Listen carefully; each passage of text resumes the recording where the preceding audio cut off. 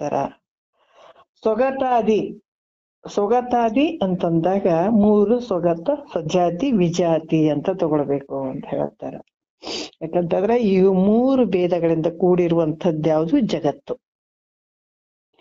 ಸೊಗತಾದಿ ಅಂತಂದಾಗ ಇವು 3 ತಗೊಳ್ಬೇಕಾಗ್ತದ. ಸೊಗತ, ಸಜಾತಿ, ವಿಜಾತಿ ಅನ್ನುವಂಥದ್ದು. ಈ 3 ಭೇದಗಳು ಇರದೇ ಇರುವಂತದ್ದು ಯಾವುದು? ಪರಬ್ರಹ್ಮ ಸ್ವರೂಪ. ಯಾಕಂತಂದ್ರೆ ಈ ಜಗತ್ತು ಹುಟ್ಟೋದಕ್ಕಿಂತ ಮುಂಚೆ ಅಂದ್ರೆ ಉತ್ಪತ್ತಿ ಪೂರ್ವದಲ್ಲಿ ಅದ್ವಿತೀಯವಾದಂತಹ ಪರಬ್ರಹ್ಮ ಒಂದೇ ಇತ್ತು. ಅದು ಹೆಂಗೈತೆ ನೋಡ್ರಿ, ಎಷ್ಟು ವಿಶೇಷವಾಗಿ ತಿಳಿಸ್ತಾರ. ನಮ್ಮಲ್ಲಿರುವಂಥದ್ದನ್ನ ಅದನ್ನ ದೃಢ ಮಾಡುವಂತ ವಿಚಾರವನ್ನು ಹೇಳ್ತಾ ಇದ್ದಾರ ಅವರು. ಹೆಂಗಿದ್ದೀಯ ನೀನು ಅನ್ನುವಂಥದ್ದನ್ನ. ಅದಕ್ಕೆ ಹೇಳ್ತಾರೆ, ಯಾವ ನೀರಿನ ಮೇಲೆ ಈ ನೀರಿನ ತೆರೆ ನೊರೆಗಳು ಕಾಣಿಸ್ತಾವಲ್ಲ, ತೆರೆ ನೊರೆಗಳು ಕಾಣಿಸ್ತಾವಲ್ಲ, ಅದೇ ರೀತಿ ಕೂಡ ಕೆಳಗಡೆ ನೀರಿಲ್ಲೇನು? ನೀರ್ ಅದಾವ, ಆದ್ರೆ ನೀರಿನ ಮೇಲ್ಗಡೆ ತೆರೆ ನೊರೆಗಳು ಕಾಣಿಸ್ತಾವಲ್ಲ, ಆ ತೆರೆ ನೊರೆಗಳಿಗೆ ಆಧಾರವಾಗಿರುವಂತದ್ದು ನೀರೈತೆ. ಆದ್ರೆ ಅದು ಬೇರೆ ಐತೇನು ಅಂತಂದ್ರೆ ಇಲ್ಲ. ನೀರ್ ಬಿಟ್ಟು ತೆರೆ ನೊರೆಗಳು ಇಲ್ಲ, ಅದ್ರ ತೋರುವಂಥದ್ದು ನೀರಿನಲ್ಲೇ ತೋರ್ತಾವ. ಅದೇ ರೀತಿ ಕೂಡ ಈ ಜಗತ್ತು ಎಲ್ಲಿ ತೋರ್ತದಂದ್ರ ಪರಬ್ರಹ್ಮ ಸ್ವರೂಪದಲ್ಲೇ ತೋರ್ತದ. ಆದ್ರೆ ಅದ್ರ ಬಿಟ್ಟು ಕಡೆಗೆ ಐತೇನಂದ್ರೆ ಇಲ್ಲ, ಅದ್ರೊಳಗಡೆನೆ ತೋರ್ತಾ ಇದೆ. ಇಲ್ಲಿ ಕೂಡ ಹೇಳ್ತಾರೆ ಹೆಂಗದ ಪರಬ್ರಹ್ಮ ಈ ಸೃಷ್ಟಿ ಪೂರ್ವದಲ್ಲಿ, ಉತ್ಪತ್ತಿ ಪೂರ್ವದಲ್ಲಿ ಅದ್ವಿತೀಯವಾದಂತ ಪರಬ್ರಹ್ಮ ಸ್ವರೂಪ ಒಂದೇ ಅದಿರೋದು. ಅದಕ್ಕೆ ಯಾವ್ದಾದ್ರ ಅವಯವಗಳು ಅದಾವೇನೋ? ಸೊಗತಾದಿ ಭೇದಗಳು ಅದಾವೇನು ಅಂತಂದ್ರ ಇಲ್ಲ. ಸೊಗತ ಅಂದ್ರೆ ಏನ್ರಿ? ಸಜಾತಿ ಅಂದ್ರೆ ಏನ್ರಿ? ವಿಜಾತಿ ಅಂದ್ರೆ ಏನ್ರಿ ಅಂದಾಗ, ಸೊಗತ ಭೇದ ಅಂತಂದ್ರ ತನ್ನಲ್ಲೇ ಇರುವಂತ ಅವಯವಗಳು.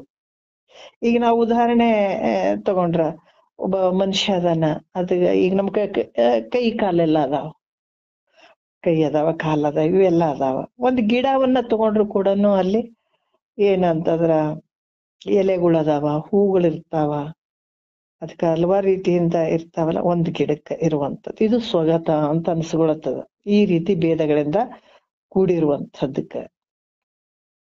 ಯಾಕಂದ್ರೆ ಒಂದೇ ಇರ್ತದೆ, ಒಂದಿದ್ರು ಕೂಡ ಹಲವಾರು ಒಂದು ಅವಯವಗಳಿಂದ ಕೂಡಿದಂಥದ್ದು ಅದು ಸ್ವಗತ ಅನ್ನುವಂಥದ್ದು. ಇಲ್ಲಿ ಮತ್ತೆ ಯಾವುದು ಅಂತಂದ್ರ ಸಜಾತಿ ಅಂತಂದ್ರೆ ಈಗ ಮನುಷ್ಯರೇ ಹಿಂಗೆ ಒಂದೇ ಇರ್ತಾವಲ್ಲ, ಆ ರೀತಿ ಸಜಾತಿ ಅಂತ ಹೇಳ್ತಾರೆ. ವಿಜಾತಿ ಅಂತಾರ ಮನುಷ್ಯರು, ಕಲ್ಲು ಕಟ್ಟಿಗೆ ಈ ರೀತಿ ಇರುವಂತದ್ದಕ್ಕೆ ವಿಜಾತಿ ಅಂತ ಕೂಡ ಹೇಳ್ತಾರೆ. ಇವೇನಾದ್ರೆ ಪರಬ್ರಹ್ಮ ಸ್ವರೂಪಕ್ಕೆ ಅದಾವೇನು ಸಜಾತಿ ವಿಜಾತಿ ಅನ್ನುವಂಥದ್ದು ಐತೇನು ಅಂತಂದ್ರೆ ಇಲ್ಲ. ಯಾಕಂದ್ರೆ ನಿರಾವಯ, ಯಾವ ಅವಯವಗಳು ಇರದೇ ಇರುವಂತ ಒಂದು ಸ್ಥಿತಿಯಾಗಿರುವಂಥದ್ದು, ಪೂರ್ಣವಾಗಿರುವಂಥದ್ದು, ಏಕವಾಗಿರುವಂಥದ್ದು. ಯಾಕಂದ್ರೆ ಆಕಾಶಕ್ಕೆ ಯಾವ್ದಾದ್ರು ಒಂದು ಅವಯವಗಳು ಅದಾವೇನಂದ್ರೆ ಇಲ್ಲ.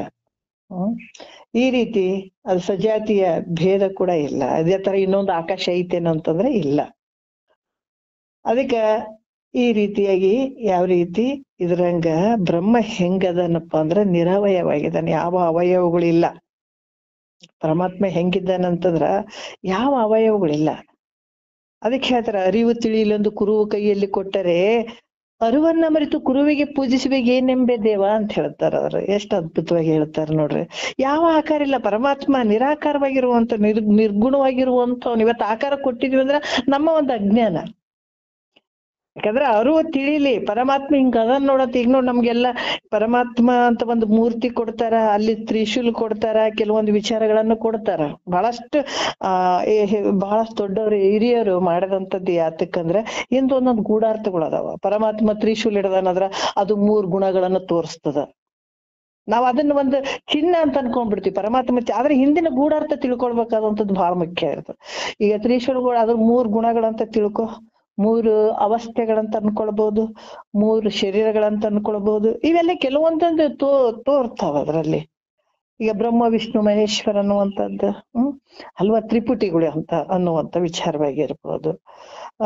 ಇವತ್ತ ಅದಕ್ಕೆ ನಿರಾಕಾರ ಈಶ್ವರ ಹೆಂಗದನ, ಯಾವ್ದನ್ನ ಆಕಾರ ಐತೇನ ಅತಗ ಇಲ್ಲ, ಯಾವ ಆಕಾರ ಇಲ್ಲ, ನಿರ್ಗುಣವಾಗಿರುವಂಥವನದ. ಅದಕ್ಕೆ ಹೇಳ್ತಾರೆ ಇದೇ ತರ ಐತಿ ನೋಡಪ್ಪ ಪರಮಾತ್ಮ ಹೆಂಗಿದ್ದಾನ ಅಂದ್ರೆ ಹಿಂಗದ ನೋಡು.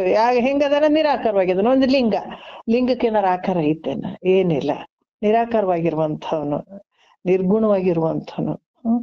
ಅದಕ್ಕ ಹಿಂಗೈತಿ ನೋಡು, ಹಿಂಗದ ನೋಡು ಅಂತ ಕೊಟ್ಟು ನಾವ್ ಅದಕ್ಕೆ ಆಕಾರ ಮಾಡಿ ಅದೆಲ್ಲ ಮಾಡುವಂಥದ್ದು ಇದೇ ನಮ್ಮ ಅಜ್ಞಾನ ಇರುವಂತದ್ದು. ಅದಕ್ಕೆ ಅದ್ ಹೆಂಗದನಂದ್ರೆ ಯಾವ ಅವಯವಗಳಿಲ್ಲ, ನಿರಾಕಾರವಾಗಿರುವಂಥವನು ಅದನ್ನ. ಮತ್ತೆ ಈ ರೀತಿಯಾಗಿ ಏಕವಾಗಿರುವಂತವನು ಒಂದೇ ಪರಬ್ರಹ್ಮ ಸ್ವರೂಪ ಒಂದೇನೆ. ಈಗ ಒಂದು ಗಿಡ, ಒಂದು ಆಲದ ಮರ ಐತೆ, ಎಷ್ಟೋ ಒಂದು ಪಂಕ್ಯಗಳಾಗಿರ್ಬೋದು, ಎಲೆಗಳಾಗಿರ್ಬೋದು, ಹೂಗಳಾಗಿರ್ಬೋದು, ಕಾಯಿಗಳಾಗಿರ್ಬೋದು, ಎಲ್ಲ ಐತೆ. ಇರೋದು ಬೇರೆ ಒಂದೇನೆ ಇರೋದು. ಆದ್ರೆ ಇಲ್ಲಿ ಕೂಡ ಪರಬ್ರಹ್ಮ ಸ್ವರೂಪ ಇರುವಂತದ್ದು ಒಂದೇನೆ. ಯಾವ ರೀತಿ ಅಂದ್ರ ಈ ಉದ್ಬೀಜ, ಸ್ವೇದಜ, ಅಂಡಜ, ಜರಾಯುಜ ಸಕಲ ಜೀವರಾಶಿಗಳು ಏನ್ ಗರ್ಭದಲ್ಲಿ ಹುಟ್ಟುತ್ತಾವಲ್ಲ, ಇವೆಲ್ಲಕ್ಕೂ ಆಧಾರವಾಗಿರುವಂತದ್ದು ಒಂದೇ ಇರುವಂತದ್ದು. ಅದಕ್ಕೆ ಯಾವ ಮತ್ತೆ ಭೇದಗಳು ಏನು ಇಲ್ಲ ಇಲ್ಲಿ. ಅದಕ್ಕೆ ಅದು ಜಗತ್ತಿನೊಳಗೆ ನಾಮ ರೂಪ ಅಸ್ಥಿ ಭಾತಿ ಪ್ರಿಯ 5 ಅಂಶಗಳಿಂದ ಕೂಡಿದ. ಇಲ್ಲಿ ಯಾವ ರೀತಿ ಅಂತಂದ್ರೆ ನಾಮರೂಪ ಮಿಥ್ಯವಾಗಿರುವಂಥದ್ದು, ಅಸ್ಥಿ ಭಾತಿ ಪ್ರಿಯ ಸತ್ಯವಾಗಿರುವಂಥದ್ದು. ಅದಕ್ಕೆ ಇಲ್ಲಿ ಕೂಡ ಹೇಳ್ತಾರ ಭೇದತ್ರಯ ಸಜಾತಿ ವಿಜಯ ಸ್ವಗತಾದಿ ಭೇದ ಆತ್ಮನೊಳಿ ಇಲ್ಲ. ಇವ್ಯಾವ ಆತಗ ಇಲ್ಲ ನೋಡು. ವಿಜಾತಿ ಭೇದಗಳು ಕೂಡ ಯಾವುದು ಇಲ್ಲ. ಅದರಿಂದ ಅದ್ ಹೆಂಗದನಂತಂದ್ರ ಪರಿಪೂರ್ಣವಾಗಿರುವಂಥವನು. ಯಾವ ಒಂದು ಭೇದಗಳು ಆತನಿಗೆ ಇಲ್ಲ. ಯಾಕಂತಂದ್ರ ಈ ಜಗತ್ತೇನ್ ತೋರ್ತದ, ಜಗತ್ತು ತೋರ್ತದಂತಂದ್ರ ಕೂಡ ಅದು ಹೆಂಗೈತಪ್ಪ ಅಂತಂದ್ರ ಪರಬ್ರಹ್ಮದಲ್ಲಿ ಕಲ್ಪಿತವಾಗಿ ತೋರ್ತದ, ಕಲ್ಪನೆಯಿಂದ. ಅದಕ್ಕೆ ಪರಮಾನುಭವದಲ್ಲಿ ಬಹಳಷ್ಟು ವಿಚಾರಗಳನ್ನ ಇದನ್ನ ತಗೊಂಡೋಗಿದ್ದಾರೆ. ಕಲ್ಪಿತ ಪುರುಷ ಅಂತ ಹೇಳ್ಬಿಟ್ಟಿದಾರೆ. ಮೊದ್ಲೇ ಕಲ್ಪಿತದ ಮುಗ್ದ ಹೋಯ್ತಲ್ಲಿ, ಕತ್ತಿನೇ ಮುಗೀತು. ಕಲ್ಪಿತ ಪುರುಷ. ಯಾಕಂದ್ರ ಇಲ್ಲಿ ಕೂಡ ಏನ್ ಹೇಳ್ತಾರ, ಪರಬ್ರಹ್ಮ ಸ್ವರೂಪದಲ್ಲಿ ಈ ಜಗತ್ತನ್ನುವಂಥದ್ದು ಏನೈತೆ ಕಲ್ಪಿತ ಆಗ್ಯದ. ಅದ್ ಹೆಂಗೈತೆ?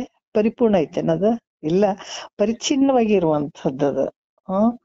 ಮತ್ತೆ ಬ್ರಹ್ಮದಂಗ ಅದು ಜಗತ್ತಿನರ ಪಾರಮಾರ್ಥಿಕ ಸತ್ತಗುಳ್ಳದ್ ಐತೇನು ಅಂತಂದ್ರೆ ಅದು ಇಲ್ಲ. ಅಂದ್ರ ಪರಬ್ರಹ್ಮದ ಒಂದು ಬೆಳಕನ್ನ ತಗೊಂಡದ, ಅದು ಸತ್ತೆಯನ್ನ ಪಡ್ಕೊಂಡದ, ಆ ಶಕ್ತಿಯನ್ನು ತಗೊಂಡದ್ದು. ಆ ಬೆಳಕನ್ನ ಸ್ವಲ್ಪ ತಗೊಂಡು ಏನಾಗ್ತದ, ಆ ಸತ್ತೆಯನ್ನು ಹೊಂದಿ ವ್ಯಾವಹಾರಿಕ ಸತ್ತ ಉಳ್ಳಂತದ್ದು ಇದು ಜಗತ್ತು. ಎಲ್ಲಿಂದ ಬಂತಂದ್ರೆ ಅಲ್ಲಿಂದನೇ ಬಂತು, ಪರಬ್ರಹ್ಮ ಪರಬ್ರಹ್ಮದಿಂದನೇ ಅದು ಒಂದು ಸತ್ತ, ಆ ಒಂದ್ ಸ್ವಲ್ಪ ಶಕ್ತಿಯನ್ನ ಪಡ್ಕೊಂಡು ಏನಂತಂದ್ರೆ ಇಲ್ಲಿ ಆ ಸತ್ತೆಯನ್ನು ಹೊಂದಿ ವ್ಯಾವಹಾರಿಕ ಸತ್ತ ಉಳ್ಳಂತದ್ದು ಹೇಳಿಸ್ಕೊಡುತ್ತದೆ. ಯಾವ ರೀತಿ ಅಂತಂದ್ರ ಹಗ್ಗದಲ್ಲಿ ನಾವು ಹಾವಿನ ಭ್ರಾಂತಿ ಮಾಡದಂಗ, ಹಗ್ಗದ ಒಂದು ಸತ್ತೆಯನ್ನ ಪಡ್ಕೊಂಡು ಹಗ್ಗ ಹಿಂಗ್ ಬಿದ್ದಿತ್ತು ಅದನ್ನ ನೋಡ್ಕೊಂಡು ಹಾವಿನ ಭ್ರಾಂತಿ ಹೊಂದಿದಂಗ. ಅಂದ್ರ ಪ್ರತಿಭಾಸಿಕ ಸತ್ತ ಉಳ್ಳಂತದ್ದು ಅಂತ ಕೂಡ ಹೇಳ್ತಾರ. ಅದಕ್ಕ ಇಲ್ಲಿ ಕೂಡ ಏನ್ ಹೇಳ್ತಾರ,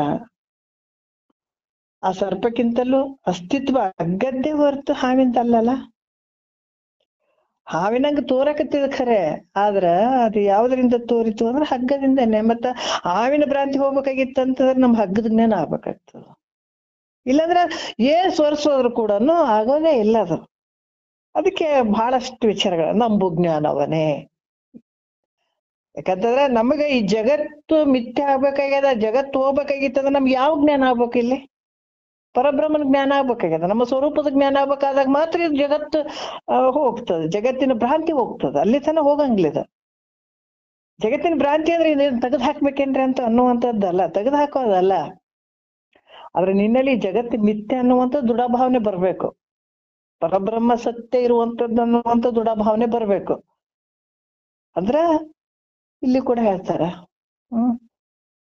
ಈ ಜಗತ್ತು ನಮಗ ಮಿಥ್ಯೆ ಜಗತ್ತಿನ ಭ್ರಾಂತಿ ಹೋಗ್ಬೇಕಾದ್ರೆ ನಮ್ಮ ಪರಬ್ರಹ್ಮ, ಯಾಕಂದ್ರೆ ಇಂಥ ಒಂದು ಪರಬ್ರಹ್ಮ ಜ್ಞಾನ ಆಗ್ಬೇಕಾದಾಗ ನಾವು ಇದನ್ನ ಶ್ರವಣ ಮಾಡ್ಲೇಬೇಕಾಗುತ್ತೆ. ಶ್ರವಣ ಮನನ ಇದು ಒಂದು ಹೇಳ್ತಾ, ಅದು ಪ್ರಾಕ್ಟಿಕಲ್ ಆಗಿ ಧ್ಯಾನಗಳನ್ನ ಮಾಡ್ಬೇಕಾದ್ರೆ ಇದು ವಿಚಾರದಿಂದಾನೇ ನಾವು ಜ್ಞಾನವನ್ನು ಮಾಡ್ಕೊಡ್ಬೇಕಾಗ್ತದೆ. ನಾವ್ ಏನೇನೋ ಮಾಡ್ಬಿಟ್ಟು ಜ್ಞಾನ ಪಡ್ಕೋತೀವಿ ಅನ್ನೋದಲ್ಲ. ಇಲ್ಲಿ ಇಲ್ಲಿ ಶ್ರವಣ, ಅದಕ್ಕೆ ಶ್ರೀ ಗುರು ವಚನೋಪದೇಶವನ್ನ ಆಲಿಸಿದಾಗಳಹುದು ನರರಿಗೆ ಮುಕ್ತಿ ಅಂತಾರ.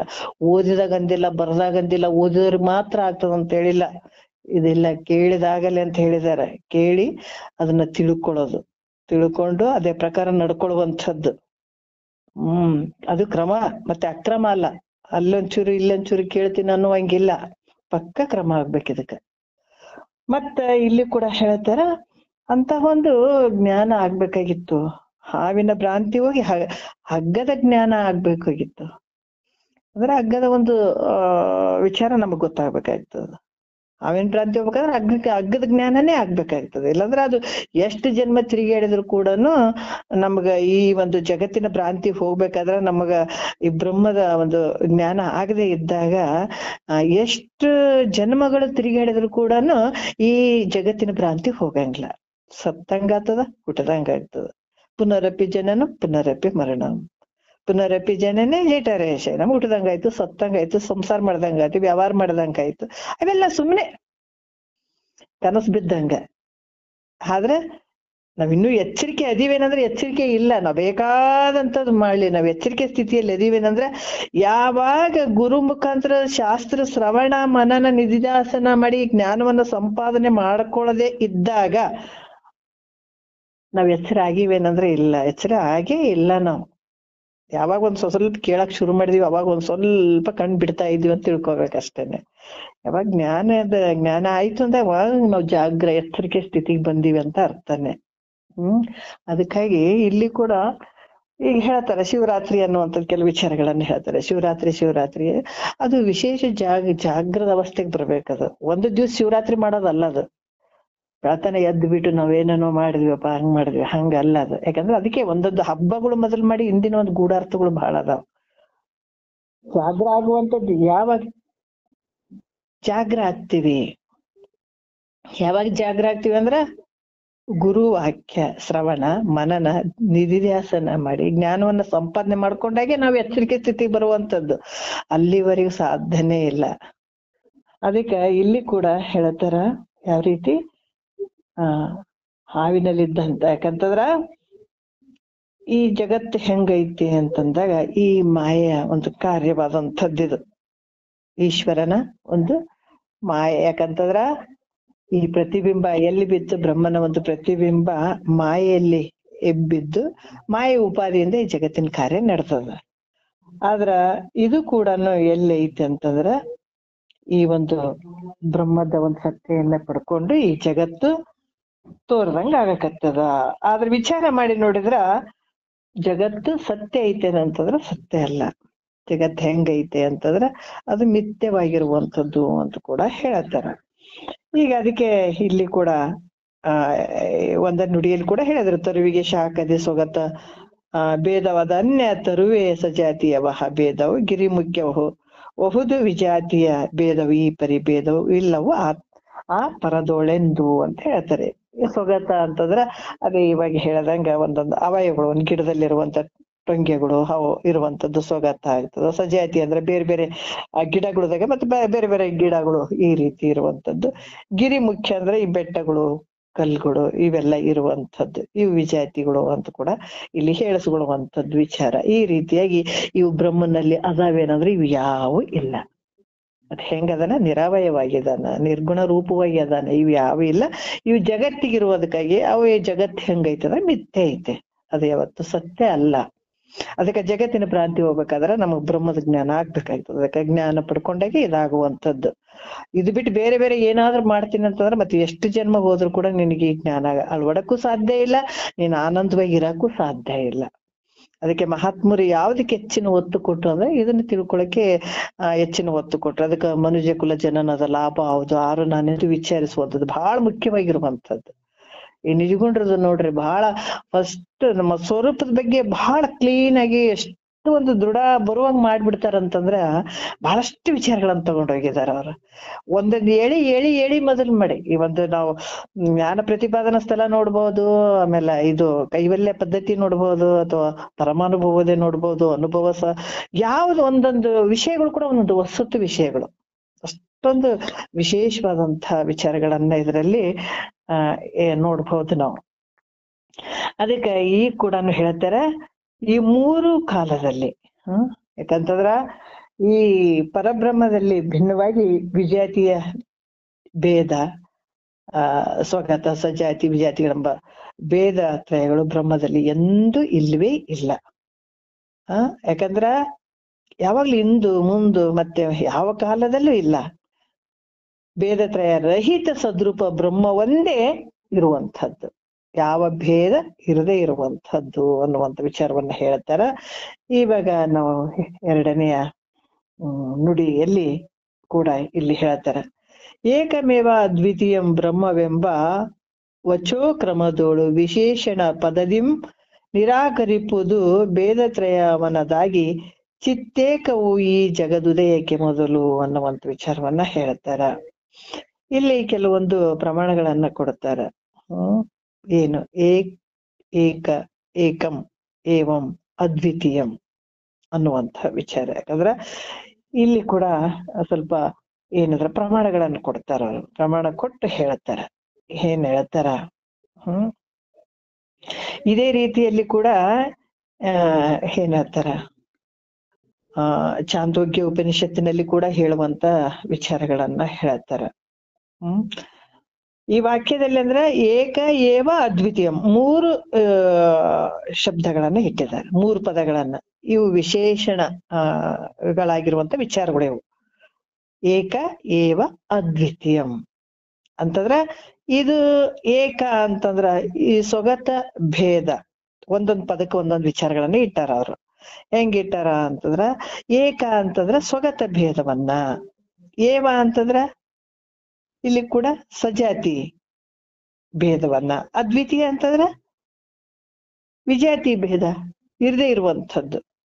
ಯಾಕಂದ್ರೆ ಇವು ಯಾವ ಭೇದಗಳಿಲ್ಲ ಅಲ್ಲಿ. ಯಾಕಂದ್ರೆ ಇದು ಸ್ವಗತ ಸಜಾತಿ ವಿಜಾತಿಯ ಒಂದು ಚಾಂದೋಗ್ಯ ಉಪನಿಷತ್ತಿನಲ್ಲಿ ಏಕಮೇವ ಅದ್ವಿತೀಯಂ ಬ್ರಹ್ಮದ ಒಂದು ಪ್ರಮಾಣವನ್ನು ಕೊಡ್ತಾರ ಅವರು. ಇವ್ಯಾವೂ ಇಲ್ಲ. ಯಾಕಂತಂದ್ರ ಈ ಮೂರು ವಿಶೇಷಣ ಪದಗಳು ಇವು ಯಾವ ಭೇದಗಳು ಆತ್ಮನಲ್ಲಿ ಇಲ್ಲ. ಸದ್ರೂಪ ಸ್ವರೂಪವಾಗಿರುವಂಥದ್ದು ಪರಬ್ರಹ್ಮ ಸ್ವರೂಪ ಒಂದೇ ಇರುವಂಥದ್ದು. ಅದರಿಂದ ಇವ್ಯಾವ ಭೇದಗಳು ಯಾವುದು ಇಲ್ಲ. ಪರಬ್ರಹ್ಮ ಒಂದೇ ಸತ್ಯವಾಗಿರುವಂಥದ್ದು. ಯಾಕಂದ್ರ ಭೇದತ್ರಯುಕ್ತವಾಗಿರುವಂತ ಜಗತ್ತು ಹೆಂಗೈತೆ ಅಂತಂದ್ರ ಅದು ಮಿಥ್ಯೆ ಆಗ್ಯದ. ಈ ಭೇದದಿಂದ ಕೂಡಿದಂತ ಈ ಜಗತ್ತು ಹೆಂಗದ ಅಂತಂದ್ರೆ ಮಿಥ್ಯೆ ಆಗ್ಯದ. ಭೇದ ರಹಿತವಾಗಿರುವಂಥದ್ದು ಸತ್ತು ಚಿತ್ತು ನಿತ್ಯಾನಂದ ಪರಿಪೂರ್ಣ ಸತ್ಯವಾಗಿರುವಂಥದ್ದು. ಅದಕ್ಕ ಇಲ್ಲಿ ಒಂದು ಪ್ರಶ್ನೆ ಬರ್ತದ, ಏನಂತಂದ್ರ ಸತ್ತು ಚಿತ್ತು ನಿತ್ಯ ಆನಂದ ಪರಿಪೂರ್ಣವಾಗಿರುವಂಥದ್ದು ಪರಬ್ರಹ್ಮದ ಒಂದು ಸ್ವರೂಪದ ಬಗ್ಗೆ ಹೇಳುತ್ತಾರ. ಅದಕ್ಕ ಕೆಲವು ವಿಚಾರಗಳ ಬಂದಾಗ ಸತ್ತು ಚಿತ್ತು ನಿತ್ಯ ಆನಂದ ಪರಿಪೂರ್ಣದಿಂದ ಕೂಡಿದಂತ ಕಾರಣ ಈ ಬ್ರಹ್ಮ ಸ್ವಗತ ಭೇದ ಉಳ್ಳದ್ದು ಅಂತ ಅನ್ಬಹುದಲ್ಲ ನಾವು ನೋಡ್ರೆ.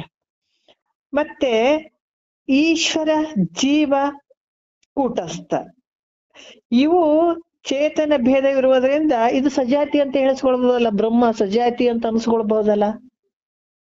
ಇಲ್ಲಿ ಒಂದು ಸಂಶಯಗಳು ಬಂದ್ರೆ ನಮಗ. ಯಾಕಂದ್ರೆ ಸ್ವಗತ ಅಂತಂದಾಗ ಒಂದಕ್ಕ ಎಲ್ಲ ಅವಯವಗಳು ಕೂಡ್ದದಕ್ಕಾಗಿ ನಾವು ಸ್ವಗತ ಅಂತ ಹೇಳ್ತೀವಿ. ಆದ್ರ ಪರಬ್ರಹ್ಮ ಸ್ವರೂಪಕ್ಕ ಸತ್ತು ಚಿತ್ತು ನಿತ್ಯ ಆನಂದ ಪರಿಪೂರ್ಣ ಅಂತ ಹೇಳ್ತಾರೆ, ಅದು ಸ್ವಗತ ಭೇದ ಅಂತ ಅನ್ಬಹುದಲ್ಲ. ಆಮೇಲೆ ಇದೇ ಪರಬ್ರಹ್ಮಕ್ಕ ಏನಂದ್ರ ಜೀವ ಈಶ್ವರ ಕೂಟಸ್ಥ ಅಂತ ಹೇಳುವ ಚೇತನ ಭೇದ ಇರುವುದರಿಂದ ಇದು ಸಜಾತಿ ಅಂತ ಹೇಳ್ಬಹುದಲ್ಲ. ಮತ್ತೆ ಇನ್ನೊಂದು ಬ್ರಹ್ಮಕ್ಕೆ ಭಿನ್ನವಾಗಿರುವಂತದ್ದು ಯಾವುದು? ಪ್ರಪಂಚ ಜಗತ್ ಹೆಂಗದ ಜಡವಾಗ್ಯದ. ಅದಕ್ಕ ಇದು ಜಡವಾದಂತ ಈ ಮಾಯ ಕಾರ್ಯದಿಂದ ಕೂಡದಂಥದ್ದು ಈ ಪ್ರಪಂಚ ವಿಜಾತಿ ಭೇದ ಅಂತ ಹೇಳ್ಬಹುದಲ್ಲ, ಹಿಂಗ್ ಹೇಳ್ಬಹುದಲ್ಲ ಅಂತ ಏನಾದ್ರೂ ಮನಸ್ಸಿನಲ್ಲಿ ಬಂದ್ರೆ ಸಂಶಯಗಳು ಬಂದ್ರೆ ಹಂಗ ಹೇಳಕ್ ಬರಂಗಿಲ್ಲಪ್ಪ. ಯಾಕಂದ್ರೆ ಅದು ಸ್ವರೂಪನೇ ಬೇರೆ ಅಲ್ಲ. ಈಗ ಒಂದು ಬೆಂಕಿ ಐತೆ, ಬೆಂಕಿಗೆ ಏನೈತೆ ಉಷ್ಣ ಅದಪ್ಪ, ಬಿಸಿ ಅದ, ಹಿಡ್ಕೊಂಡ್ರೆ ಸುಡ್ತದ ಅನ್ನುವಂಥದ್ದು. ಅದು ಸ್ವಲ್ಪ ಯಾಕಂತಂದ್ರೆ ಅದು ಪ್ರಕಾಶವಾಗಿರುವಂಥದ್ದು, ದಾಹ ಅಂದ್ರೆ ಎಲ್ಲವನ್ನ ಸುಡುವಂತ ಶಕ್ತಿ ಅದಕ್ಕೈತೆ. ಇದು ಅಗ್ನಿಯ ಸ್ವರೂಪ ಅದ ಅಂತ ಹೇಳ್ಬಹುದು. ಆಮೇಲೆ ಈ ಹಾಲಿನ ಸ್ವರೂಪ ಅಂದ್ರೂ ಕೂಡ ನಾವು ಕೆಲವೊಂದು ವಿಚಾರಗಳನ್ನ ಹೇಳ್ತಾರೆ. ಅದು ಬಹಳಷ್ಟು ಶುಭ್ರದಿಂದ ಕೂಡ್ಯದ, ಆಮೇಲೆ ಮಧುರತ್ವದಿಂದ ಕೂಡ್ಯದ, ಅಂತ ಹೇಳ್ಬೋದು. ಸ್ವರೂಪ, ಯಾಕಂದ್ರೆ ಸ್ವರೂಪ ಅದ್ರ ಸ್ವರೂಪವನ್ನ ಇದ್ದಂಗೆ ಹೇಳುವಂಥದ್ದು. ಅದ್ರ ಗುಣಕ್ಕ ಸ್ವರೂಪಕ್ಕೆ ವ್ಯತ್ಯಾಸಗಳು ಇರ್ತಾವ. ಗುಣ ಅದ್ ಬದಲಾವಣೆ ಆಗ್ತಿರ್ತದ, ಅದ್ರ ಗುಣಗಳು ಅದ್ರದ್ದೇ ಬೇರೆ ಇರ್ತದ. ಸ್ವರೂಪ ಅದ್ರ ಸ್ವರೂಪ ಇರುವಂಥದ್ದು, ಇದ್ದಂಗೆ ಇರುವಂಥದ್ದು ಅದು. ಅದಕ್ಕೆ ಇಲ್ಲಿ ಕೂಡ ಸಚ್ಚಿದಾನಂದ ಸ್ವರೂಪದ ಸತ್ತು ಚಿತ್ತು ನಿತ್ಯ ಆನಂದ ಅನ್ನುವಂಥದ್ದು ಒಂದಕ್ಕೆ ಹೇಳಿದಂಥದ್ದು. ಅದು ಸತ್ತು ಅಂದ್ರೆ ಯಾವಾಗ್ಲೂ ಇರುವಂಥದ್ದು, ಚಿತ್ತ ಅಂದ್ರೆ ಎಲ್ಲವನ್ನ ತಿಳಿಯುವಂಥದ್ದು, ನಿತ್ಯ ಅಂದ್ರೆ ಯಾವಾಗ್ಲೂ ಇರುವಂಥದ್ದು. ಸತ್ತು ಅಂದ್ರೆ ಎಲ್ಲಾ ಕಡೆ ಇರುವಂಥದ್ದು, ನಿತ್ಯ ಅಂದ್ರೆ ಯಾವಾಗ್ಲೂ ಇರುವಂಥದ್ದು, ಪರಿಪೂರ್ಣ ಅಂದ್ರೆ ಪೂರ್ಣವಾಗಿರುವಂಥದ್ದು. ಎಲ್ಲಾರು ಒಂಚೂರು ಜಾಗ ಬಿಟ್ಟು ಐತಪ್ಪ ಅನ್ನುವಂಥದ್ದಲ್ಲ, ಆನಂದವಾಗಿರುವಂಥದ್ದು, ಯಾವಾಗ್ಲೂ ಆನಂದವಾಗಿರುವಂಥದ್ದು. ಇದು ಬ್ರಹ್ಮನ ಒಂದು ಸ್ವರೂಪ ಅದ. ಆದ್ರ ಇಲ್ಲಿ ಏನ್ ಹೇಳ್ತಾರ, ಅದಕ್ಕ ಆ ರೀತಿ ಸ್ವಗತಾದಿ ಭೇದಗಳು ಅದಾವಂತ ಹೇಳಕ್ ಆಗಂಗಿಲ್ಲ, ಹಂಗೆ ಹೇಳಕ್ ಬರಂಗಿಲ್ಲಪ್ಪ.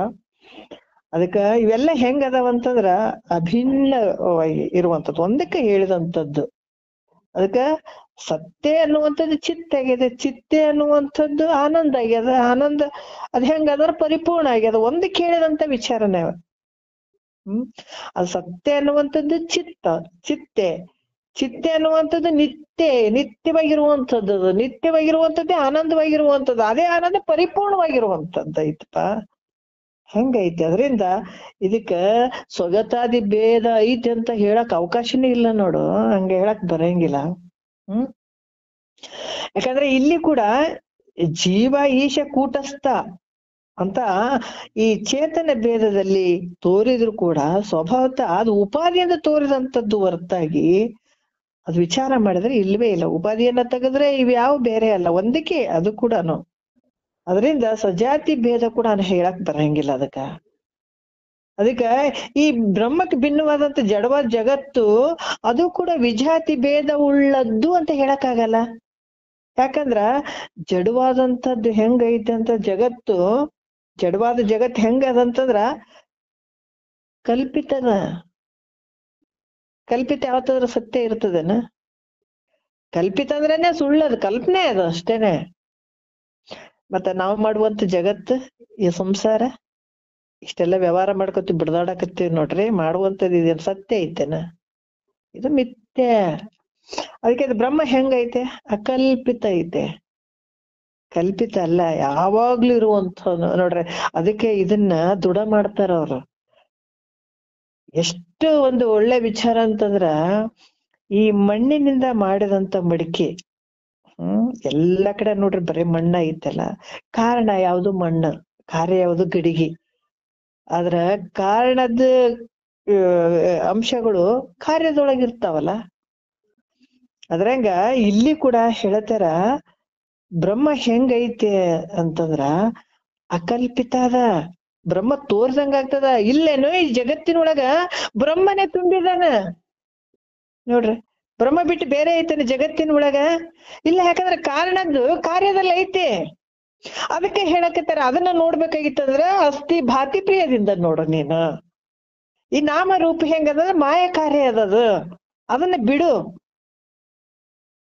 ಹಿಂಗ ನೋಡಿದಂದ್ರ ಜಗತ್ತು ನಿನ್ನ ಸ್ವರೂಪನೇ ಐತೆ, ಪರಬ್ರಹ್ಮ ಸ್ವರೂಪನೇ ಐತಿ. ಇಲ್ಲ ಅಂತ ಅನ್ಕೋಬೇಡ, ಇದು ತೋರ್ದಂಗ ಆಗಕತ್ತದ ಹೊರತಾಗಿ ಇಲ್ಲಿ ಕೂಡ ಕಾರಣದ್ದು ಕಾರ್ಯ ಒಳಗ ಐತೆ. ಬಂಗಾರದಿಂದ ಮಾಡಿದಂತ ಆಭರಣಗಳು ಬಂಗಾರ ಇಲ್ಲನ ಅಲ್ಲಿ? ಎಷ್ಟು ಅದ್ಭುತವಾಗಿ ಕೊಡ್ತಾರ ನೋಡ್ರಿ ಉದಾಹರಣೆಗಳು. ಬ್ರಹ್ಮ ಹೆಂಗೈತೆ? ಯಾರನ್ನ ಕಲ್ಪಿತ ಮಾಡಿದ್ದೈತನ? ಇಲ್ಲ, ಅಕಲ್ಪಿತವಾಗಿರುವಂತದ್ದು. ಯಾಕಂದ್ರೆ ಈ ಜಗತ್ತು ಹೆಂಗದಂತಂದ್ರ ಬ್ರಹ್ಮದಲ್ಲಿ ತೋರ್ದಂಗ ಆಗಕತ್ತದ. ದೃಶ್ಯವಾದ ಜಡ ಜಗತ್ತು ಕಲ್ಪಿತವಾದ್ರಿಂದ ತೋರ್ದಂಗ ಆಗಕತ್ತದ ಅಷ್ಟೇ ಹೊರತಾಗಿ ಈ ಕಾರಣದಿಂದ ಸ್ವಗತಾದಿ ಭೇದ ತ್ರಯ ರಹಿತವಾದಂಥದ್ದು ಯಾವ್ದು? ಬ್ರಹ್ಮ ಐತಪ್ಪ, ಬ್ರಹ್ಮ ಐತಿ. ಯಾವ ಭೇದಗಳು ಇಲ್ಲ ಇಲ್ಲಿ, ಅದು ಯಾವ್ದು ಭೇದಗಳು ಇಲ್ಲ. ಹಂಗೈತೇನ್ರಿ ಹಿಂಗೈತೇನ್? ಏನಿಲ್ಲ, ಇರುವಂತದ್ದು ಒಂದೇ ಇರುವಂತದ್ದು. ಇಲ್ಲೆಲ್ಲ ಭಿನ್ನವಾಗಿ ಮಾಡುವಂಥದ್ದೇ ಜಗತ್ತು. ಭೇದ ಸಹಿತವಾಗಿರುವಂಥದ್ದು ಜಗತ್ತು ಐತೆ, ಭೇದ ರಹಿತವಾಗಿರುವಂಥದ್ದು ಬ್ರಹ್ಮ ಐತೆ. ಹಂಗಾಗಿ ಇಲ್ಲಿ ಜಗತ್ತು ಏನ್ ಭೇದ ಸಹಿತವಾಗಿ ಏನ್ ತೋರಕತ್ತದಲ್ಲ, ಇದು ಅಸತ್ಯದಿಂದ ಕೂಡ ಅದ. ಬ್ರಹ್ಮನೇ ಸತ್ಯ ಅದ. ಅದು ಹೆಂಗೈತಿ ಜಗತ್ ಅಂದ್ರ ಕಲ್ಪಿತ ಆಗ್ಯದ, ಬ್ರಹ್ಮದಲ್ಲಿ ಕಲ್ಪಿತ ಆಗ್ಯದ ಅನ್ನುವಂಥದ್ದು ವಿಚಾರ ಹೇಳ್ತಾರ. ಮತ್ತೆ ಈಗ ಮೂರನೇ ನುಡಿ ನೋಡೋಣ ಒಂಚೂರು. ಇಲ್ಲಿ ಕೂಡ ಏನ್ ಹೇಳ್ತಾರ, ಈ ಒಂದು ಬ್ರಹ್ಮ ಸ್ವಗತ ಸಜಾತಿ, ಬ್ರಹ್ಮ ಹೆಂಗದ ಸ್ವಗತ ಸಜಾತಿ ಎರಡು ಭೇದಗಳಿಂದ ರಹಿತ ಆಗಿರ್ಬೋದು. ಆದ್ರೆ ವಿಜಾತಿಯ ಭೇದವಿಲ್ಲ ಅಂತ ಹೇಳಿಕ್ ಬರುವುದಿಲ್ಲ. ಯಾಕಂದ್ರ ಬ್ರಹ್ಮ ಹೆಂಗೈತೆ ಹೇಗೆ ಅದೆಯೋ ಅದೇ ರೀತಿ ತ್ರಿಗುಣಾತ್ಮಕ ಅಂದ್ರ ಮೂರು ಗುಣಗಳಿಂದ ಕೂಡದಂತ ಈ ಮಾಯ, ಮಹತ್ತು, ಅಹಂಕಾರ ಆಗಿರ್ಬಹುದು, ಪಂಚ ತನ್ಮಾತ್ರೆ ಇವೆಲ್ಲ ಏನದಾವ ಇದ್ದಾವ, ನಾಮರೂಪಗಳು ಅವೇ ಅನ್ನುವಂತ ಒಂದು ಇದೆ ಅನ್ನುವಂತ ಬುದ್ಧಿಗೆ ವಿಷಯಗಳಾಗಿ ತೋರೋದ್ರಿಂದ ಈ ಬ್ರಹ್ಮಕ್ ವಿಜಾತಿಯ ಭೇದ ಐತಪ್ಪ ಅಂತ ಹೇಳ್ಬಹುದಲ್ರಿ ಅಂತ ಶಂಕೆ ಮಾಡಿದ್ರು ಕೂಡ ಕೆಲವೊಂದು ವಿಚಾರಗಳನ್ನ ಅವ್ರು ಹೇಳತ್ತಾರ. ಏನ್ ಹೇಳತ್ತಾರ ನೋಡೋಣ. ಮೂರನೇ ನುಡಿಯಲ್ಲಿ, ಉಳಿಮೆಗೆ ಪೆರತಾಗಿ ಪರಮಾರ್ಥವೆನಿಸಿ ಕೊಂಡು ಉಳುಮೆಯೊಂದಿಲ್ಲ ಮೆಲ್ಲಿಯು ನೋಡಲು ಉಳುಮೆಯದ ಅವಿರಳ ಶಂಭುಲಿಂಗದ ನಿಜದುಳುಮೆಯೇ ತಾನೈಸೆ ಬೇರಾವುದುಂಟು. ನೋಡ್ರಿ ಇಲ್ಲಿ ವಿಚಾರಗಳನ್ನ, ಉಳಿಮೆಗೆ ಅಂದ್ರ ಸದ್ರೂಪ ಬ್ರಹ್ಮಗೆ ಇರುವಂಥದ್ದು, ಪೆರತಾಗಿ ಅಂದ್ರೆ ಬೇರೆಯಾಗಿ ಇರುವಂಥದ್ದು. ಯಾಕಂತಂದ್ರ ಸೃಷ್ಟಿ ಏನು ತೋರಿತಲ್ಲ ಪರಬ್ರಹ್ಮದಲ್ಲಿ ಮಾಯೆ ತೋರಿತು, ಅದು ಪ್ರತಿಬಿಂಬ ಮಾಯೆ ತೋರ್ದಂಗ ಆಯ್ತು. ಮಾಯೆಯಲ್ಲಿ ಪ್ರತಿಬಿಂಬಿಸಿ ಪರಬ್ರಹ್ಮನ ಒಂದು ಸ್ವರೂಪ ಮಾಯೆಯಲ್ಲಿ ಪ್ರತಿಬಿಂಬಿಸಿದಂಗ ಆಯ್ತು ಅಷ್ಟೇನೆ. ಅದಕ್ಕ ಈ ಜಗತ್ತಿನ ಉತ್ಪತ್ತಿ ಪೂರ್ವದಲ್ಲಿ ಬ್ರಹ್ಮ ಇರುವಂತದ್ದು ಒಂದೇನೆ. ಈಗೇನಾಯ್ತು ಅಂತಂದ್ರ ನಾಮರೂಪಗಳಲ್ಲಿ ತಾಧ್ಯಾತ್ಮ ಹೊಂದಿತು. ನಾಮರೂಪಗಳಲ್ಲಿ ಹೊಂದಿದದಕ್ಕಾಗಿ ಏನಾಯ್ತು, ಇದು ಒಂದು ವಸ್ತು ಐತೆ, ಇಲ್ಲೇನೈತೆ ನೋಡ್ರಿ ಹೆಂಗ್ ಬೆರ್ತದ ಅನ್ನೋದಕ್ ವಿಚಾರ ಹೇಳ್ತಾರ ಅವ್ರು. ಹೆಂಗ್ ಬೆರ್ತಿದೆ ಈ ಜಗತ್ತಿನೊಳಗ ನಾಮರೂಪಗಳಲ್ಲಿ ಇದು ಹೆಂಗ್ ಬೆರೆತಿದೆ ಅನ್ನುವಂಥದ್ದಕ್ಕೆ ಹೇಳ್ತಾರ ಅವ್ರು. ಅದಕ್ಕ ಮಣ್ಣಿನಿಂದ ಮಾಡಿದಂತ ಮಡಿಕೆ ಒಳಗ್ ಬರೇ ಮಣ್ಣ ಐತೆ. ಯಾಕಂದ್ರ ಈಗ ಸಿಹಿ ಅಂತ ಒಂದು ವಿಷಯ ಶಬ್ದವನ್ನ ಇಡ್ತೀವಿ, ಎಲ್ಲಾ ಪದಾರ್ಥಗಳನ್ನ ಮಾಡಿರ್ತೀವಿ. ಒಂದು ಹೋಳಿಗೆ ಅಂತೀವಿ, ಒಂದು ಸಜ್ಜಕ ಅಂತೀವಿ, ಒಂದು ಪಾಯಸ ಅಂತೀವಿ, ಒಂದು ಹುಗ್ಗಿ ಅಂತೀವಿ, ಎಲ್ಲವನ್ನ ಮಾಡ್ತೀವಿ. ಅದ್ರಾಗ ಒಂದು ಏನು ಬೆಲ್ಲ ಹಾಕಿರ್ತೀವಿ. ಆದ್ರ ನೋಡಾಕ ಏನೈತೆ, ರೂಪ ಬೇರೆ ಐತೆ. ನೋಡಾಕ ಇದು ಹೋಳಿಗೆ ಅಂದ್ರ ಅಗಲ ಇರ್ತದ, ಹುಗ್ಗಿ ಅಂದ್ರ ಅದು ಬೇರೆ ಇರ್ತದ, ಸಜ್ಜಕ ಅಂದ್ರ ಅದು ಬೇರೆ ಇರ್ತದ, ಪಾಯಸ ಅಂದ್ರ ಇದು ಬೇರೆ ಇರ್ತದ. ಆದ್ರ ಹೆಸರು ನಾಮ ಬೇರೆ ಅದ, ಅದ್ರ ರೂಪ ಬೇರೆ ಅದ. ಇರುವಂತದ್ದು ಸಿಹಿ ಒಂದೇ ಅದ ಅಲ್ಲ, ಇರುವಂತದ್ದು ಸಿಹಿ, ಎಲ್ಲದಾಗ ಇರುವಂತದ್ದು ಸಿಹಿ ಒಂದೇ ಅದ ಬೆಲ್ಲ. ಆದ್ರ ನಾಮದಿಂದ ಮತ್ತೆ ರೂಪದಿಂದ ಬೇರೆ ಅದಾವ. ಅದೇ ರೀತಿ ಕೂಡ ಇಲ್ಲೇನು ನಾಮ ರೂಪಗಳಲ್ಲಿ ಹೆಂಗ್ ತೋರ್ತದ, ಹೆಂಗ್ ಬೆರ್ತಕೊಂಡದಂತ ಅನ್ನೋದಕ್ಕಾಗಿ ಹೇಳ್ತಾರ. ಒಂದು ವಸ್ತು, ಇದು ಟೇಬಲ್ ಐತೆ, ಇದು ಗ್ರಂಥ ಐತೆ, ಗ್ರಂಥ ಇದೆ, ಇದು ಗ್ರಂಥ ಇದೆ, ಇದು ಫೋನ್ ಇದೆ, ಇದು ಘಟ ಇದೆ, ಇದು ಪಟ ಇದೆ. ನೋಡ್ರಿ ಹಲವಾರು ಇದೆ. ಎಲ್ಲದರಲ್ಲಿ ನೋಡ್ರಿ ಯಾವ ರೀತಿ ನಾಮ ರೂಪಗಳಲ್ಲಿ ಘಟ ಐತೆ, ಪಟ ಐತೆ. ಈ ಪ್ರಪಂಚ ಹೆಂಗಂತಂದ್ರ ಈ ನಾಮ ರೂಪ ನಾಶ ಆದ್ರೂ ಕೂಡನು ತಾನ್ ಮಾತ್ರ ನಾಶ ಆಗದೆ ಇರುವಂಥವ್ ನೋಡ್ರಿ.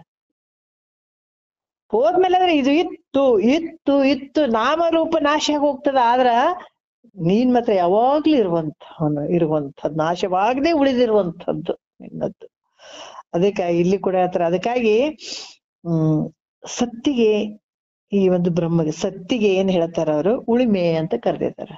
ಉಳಿಮೆ, ಇದು ಇತ್ತು, ಇದೆ ಅಲ್ಲ, ಇದೆ ಅನ್ನುವಂಥದ್ದು. ಅದಕ್ಕೆ ಇದು ಹೆಂಗೈತೆ ಅಂತಂದ್ರ, ಈ ಘಟಪಟಾದಿ ಈ ಪ್ರಪಂಚ ಹೆಂಗೈತೆ ಅಂತಂದ್ರ ಇದು ಅಳಿಯುವಂಥದ್ದು, ನಾಶ ಆಗುವಂಥದ್ದು, ಹೋಗುವಂಥದ್ದು. ಬ್ರಹ್ಮ ಹೆಂಗೈತೆ ಅಂತಂದ್ರ ಯಾವಾಗ್ಲೂ ಇರುವಂಥದ್ದು. ಈ ವರ್ತಮಾನ ಕಾಲ ಆಗಿರ್ಬೋದು, ಭೂತ ಕಾಲ ಆಗಿರ್ಬೋದು, ಭವಿಷ್ಯತ್ ಕಾಲ ಆಗಿರ್ಬೋದು, ಈ ಎಲ್ಲರ ಒಂದು ಕಾಲಗಳಲ್ಲಿ ಇರುವಂಥದ್ದು ಇದು. ಅದಕ್ಕ ಈ ತ್ರಿಕಾಲ ಅಬಾಧ್ಯತ್ವದಿಂದ ಕೂಡದಂತ ಪಾರಮಾರ್ಥಿಕ ಸತ್ತ ಉಳ್ಳಂತ ವಸ್ತು ಯಾವುದು, ಬ್ರಹ್ಮದಂತೆ ಯಾವುದು ಬೇರೆ ಯಾವುದಿಲ್ಲ. ಬ್ರಹ್ಮದಂತೆ ಬೇರೆ ಯಾವುದೂ ಇಲ್ಲ. ಬ್ರಹ್ಮದಂತೆ ಯಾಕಂತಂದ್ರ 3 ಕಾಲದಲ್ಲಿ ಇರುವಂಥದ್ದು. ಭೂತಕಾಲದ ಹಿಂದೂ ಇತ್ತು, ಈಗೂ ಇರ್ತದ, ಮುಂದೂ ಇರ್ತದ. ನಾವ್ ಅದಕ್ಕೆ ಮುಂದ ಬಹಳ ಚಂದ ಉದಾಹರಣೆಗಳು ಕೂಡ ಕೊಡ್ತಾರ ಅವ್ರು. ಇದನ್ನ ಹೇಳತ್ತಾರ ಅವ್ರ. ಯಾಕೆ ಹಿಂದೂ ಇತ್ತು, ಮಣ್ಣು ಮೊದಲನ ಐತೆ, ಗಡಿಗೆ ಆದ್ಮೇಲೂ ಅದ, ಗಡಿಗೆ ಹೊಡೆದ್ಮೇಲೂ ಅದ. ಮಣ್ಣಿನಿಂದ ಮಾಡಿದಂಥದ್ದು ಮಡಿಕೆ ಆಗೋಕ್ಕಿಂತ ಮುಂಚೆ ಏನಿತ್ತು, ಮಣ್ಣದ. ಆಮೇಲೆ ಗಡಿಗೆ ತೋರಿದಂಗ ಆಯ್ತು, ಗಡಿಗೆ ಒಳಗ ಇಲ್ಲ ಅಂತೀರೇನು? ಗಡಿಗೆ ಒಳಗ ಐತಿ ಮಣ್ಣು. ಎಲ್ಲಾ ಕಡೆ ಯಾವ ಭಾಗದಲ್ಲಿ ನೋಡ್ರಿ ಬರೇ ಮಣ್ಣೆ ಐತೆ. ಆದ್ರ ಗಡಿಗೆ ಹೊಡೆದ್ಮೇಲೆ ಏನ್ ಉಳಿತು? ಏನಾಯ್ತು? ಮಣ್ಣೆ ಆಗ್ತದ ಮತ್ತೆ. ಅದೇ ರೀತಿ ಕೂಡ 3 ಕಾಲದಲ್ಲಿ ಇರುವಂಥದ್ದು. ಈ ರೀತಿ 3 ಕಾಲದಲ್ಲಿ ತೋರುವಂಥದ್ದು. ಜಗತ್ತು ಹೆಂಗೈತಪ್ಪ ಅಂತಂದ್ರ ಮಿಥ್ಯವಾಗಿರುವಂಥದ್ದು, ವ್ಯಾವಹಾರಿಕ ಅಥವಾ ಪ್ರಾತಿಭಾಸಿಕ ಕೂಡ ತೋರುವಂಥದ್ದು. ಅದ್ರ ತೋರ್ದಂಗ ಆಗ್ತದ. ವ್ಯಾವಹಾರಿಕ ಉಳ್ಳಂಥದ್ದು ಪ್ರಾತಿಭಾಸಿಕ ಸತ್ಯ, ಪಾರಮಾರ್ಥಿಕ ಸತ್ಯ ಮತ್ತು ಸತ್ತ ಅಂತ ಹೇಳ್ತಾರಲ್ಲ. ಪ್ರಾತಿಭಾಸಿಕ ಸತ್ಯ, ಪಾರಮಾರ್ಥಿಕ ಸತ್ತ ಮತ್ತೆ ವ್ಯಾವಹಾರಿಕ ಸತ್ತ ಅಂತ ಕೂಡ ಹೇಳ್ತಾರ. ಈ ರೀತಿಯಾಗಿ ಯಾಕಂದ್ರ ಉಳಿದದ್ದು ಅಳಿಯುವಂಥದ್ದು, ನಾಮರೂಪ ಎಲ್ಲ ಅಳಿಯುವಂಥದ್ದು, ಉಳಿದಂಥದ್ದು ಸತ್ಯ, ಪಾರಮಾರ್ಥಿಕ ಸತ್ಯ ಇಲ್ಲಿ ಕೂಡ ಯಾವಾಗ್ಲೂ ಇರುವಂಥದ್ದು ಅಂತ ಕೂಡ ಹೇಳ್ತಾರ. ಈ ರೀತಿಯಾಗಿ ಅವರು ಏನ್ ಹೇಳ್ತಾರ ಅಂತಂದ್ರ, ಇಂದಿನ ಒಂದು ಉಳಿಮೆಯಾದ ಅವಿರಳ ಅಂತಂದ್ರ ಅಷ್ಟು ಇಷ್ಟು ಅಂತಲ್ಲ. ಈ ಆಕಾಶ ಹೆಂಗೈತೆ ಅಂದ್ರೆ ಎಲ್ಲಾ ಕಡೆ ಇರುವಂತದ್ದು ಒಂದೇ ಐತಿ, ಇಷ್ಟು ಲಿಮಿಟೆಡ್ ಐತೇನೋ ಅಂತಂದ್ರೆ ಇಲ್ಲ. ಯಾಕಂದ್ರ ಆಕಾಶದ ತರ ಇರುವಂತದ್ದು ಎಲ್ಲಾ ಕಡೆ ಇರುವಂತ ಪರಿಪೂರ್ಣವಾಗಿರುವಂತದ್ದು ನಿನ್ನ ಸ್ವರೂಪ ಐತೆ ಅನ್ನುವಂಥದ್ದು ಇಲ್ಲಿ ಹೇಳ್ತಾರೆ. ಎಲ್ಲಿ ನೋಡಿದ್ರು ಕೂಡನು ಉಳಿಮೆಯಾದದ್ದು ಒಂದು ಇಲ್ಲ. ಎಲ್ಲವೂ ಹೆಂಗದ? ಅಳಿಯುವಂಥವ, ನಾಶ ಆಗಿ ಹೋಗುವಂಥದ್ದು. ಯಾಕಂದ್ರೆ ಉತ್ಪನ್ನ ಆಗುವಂಥವು ಎಲ್ಲವೂ ನಾಶ ಆಗಿ ಹೋಗ್ತಾವ. ಅದಕ್ಕೆ ಆಧಾರವಾಗಿರುವಂಥದ್ದು, ಅಧಿಷ್ಠಾನವಾಗಿರುವಂಥದ್ದು ನಿನ್ನ ಸ್ವರೂಪ. ಒಂದು ಬಿಟ್ರೆ ಉಳಿದೆಲ್ಲ ನಾಶ ಆಗಿ ಹೋಗುವಂಥದ್ದು. ಅದಕ್ಕೆ ನೀ ಹೆಂಗಿದೆ ಅಂತಂದ್ರೆ ಉಳಿಮೆ.